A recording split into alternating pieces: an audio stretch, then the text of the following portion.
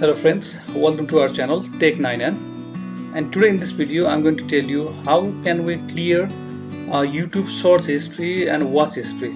Okay, and sometimes for some reason we don't want YouTube source and watch history to be stored in our computer. Okay, we don't want any other to find that. Okay, I'm going to tell you how can we delete YouTube history, let's say YouTube source history and watch history. Okay, and for this you need to go to YouTube.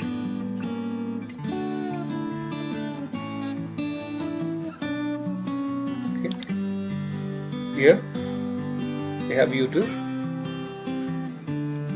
You can click on this option here. Okay, you can see this, and there we have history. Just click on it, and there you can see these are watch history.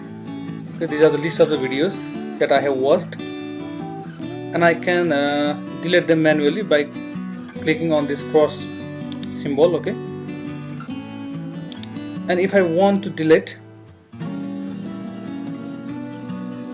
all this, then simply clear all watch history and then clear watch history.